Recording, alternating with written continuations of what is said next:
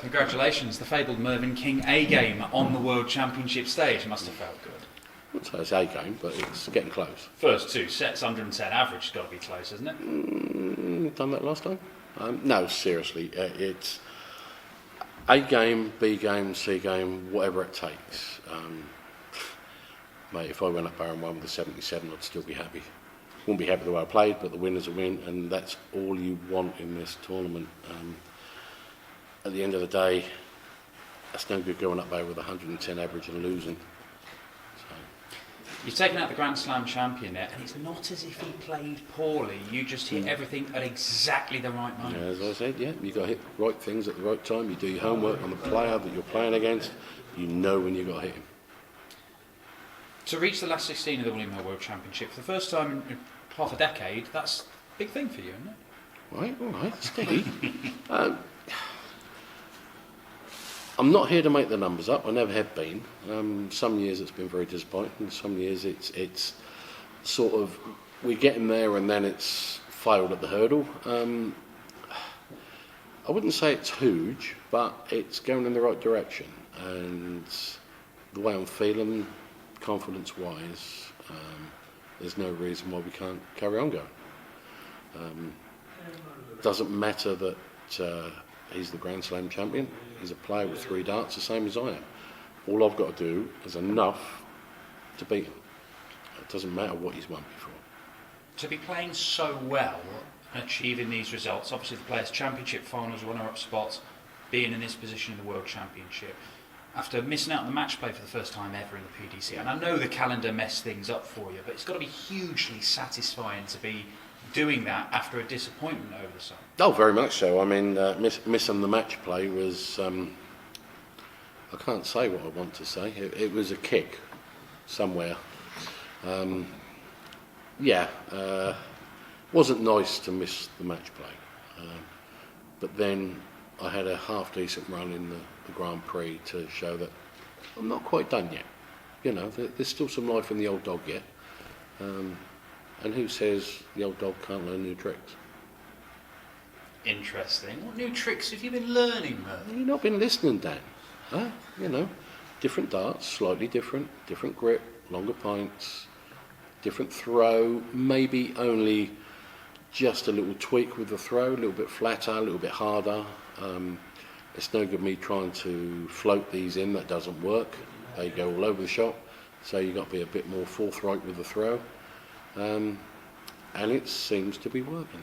And when it works, then I get confident. When I get confident, then I'm dangerous.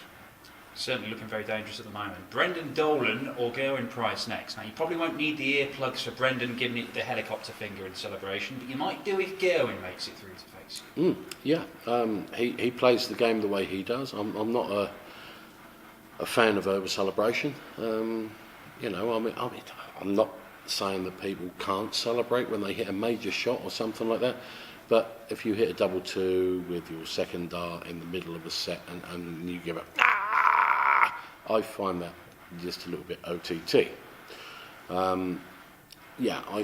Even I celebrate sometimes when it's a ton plus on a pressure shot to win a set or to stop them breaking me or something like that. Then yes, I can understand why people celebrate, but when it's OTT in my eyes, there's no need for it.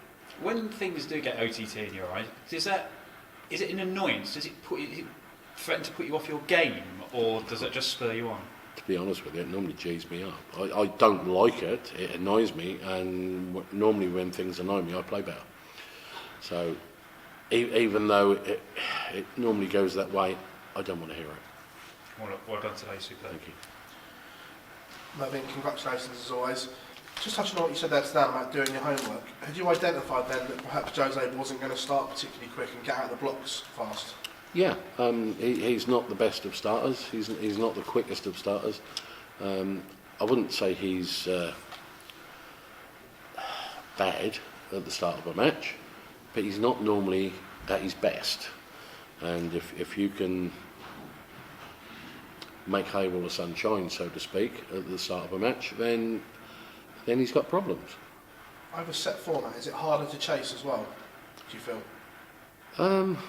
I suppose it is really when you when you look at it, because you could have two fantastic legs and three, or a couple of iffy ones, and lose one of them, and all of a sudden the set's gone, and you think, well, hang on, I just had two great legs there, and I've got nothing to show for it.